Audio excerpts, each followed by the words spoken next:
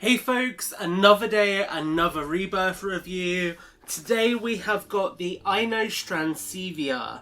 Now this is a very cool looking sharp-toothed quadruped.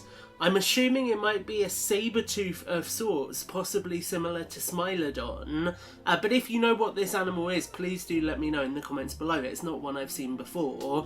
And I love this thing. Just the jaws already, I am absolutely sold on this thing as a really cool collectible figure.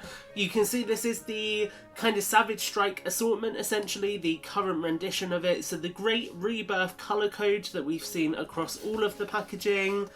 And then on the back, we have got a closer look at the figure. Now, interestingly enough, there's only two brand new Savage Strikes in the first assortment.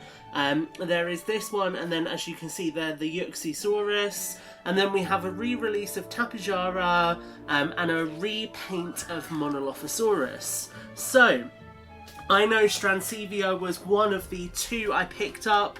I did also pick up the Yuxi, and we will look at that in a separate video. But if we get the Ino out, and it is actually tied on by a very tight little plastic band on one foot. That's quite interesting. They don't usually tie them in quite so tightly, so that's a little bit of a curiosity. We will bring our camera down, bring the figure across to take a look at it. And you can see here the Inostrancevia looks really, really cool.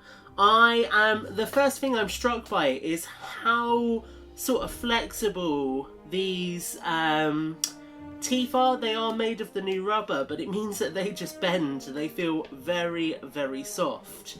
If I give you a closer look at that head, you can see really nice orange colour scheme. When we open the jaw, that is so funky with how those two teeth kind of curve in there. You can see that better there. That is really cool. It actually looks really quite menacing. I don't think we've ever seen a figure like that. Now, interestingly, you can hold the mouth open. So just by doing that, it is staying open, which is very nice. That's something I wish we had seen across the bigger figures here. And you can see lots of sculpting in the stomach area. If we get that in focus. Plenty of detail, plenty of scratches and scars to give this a very dynamic appearance. And really you have that brown and orange crest on the head, and then the browns run through the body. There is no underbelly paint, but there is a Dino Facts code just there. But you can see, again, the oranges running down. And articulation wise, you've got your four legs that can go back and forth. If we try and find a semi-natural pose for this thing, kind of like that. It is hard to get all the feet flat on the floor, but equally where it's a quadruped, it holds its own weight quite well. You can see if we use the tail, we can just open and close the mouth, but equally you can lock that bottom jaw open, which I really like. That is a great feature to have here for this toy. And then if we bring a human in for comparison, you can see size-wise, the Ino is pretty small and pretty close to the ground. A very squat figure indeed.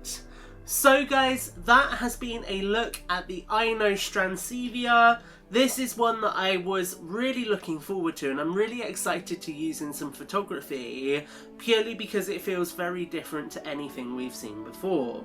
With that said, I'm curious as to what you think of this figure, so do let me know your thoughts in the comments below. Make sure to like, favourite and subscribe, and until the next video, take care and have a great week.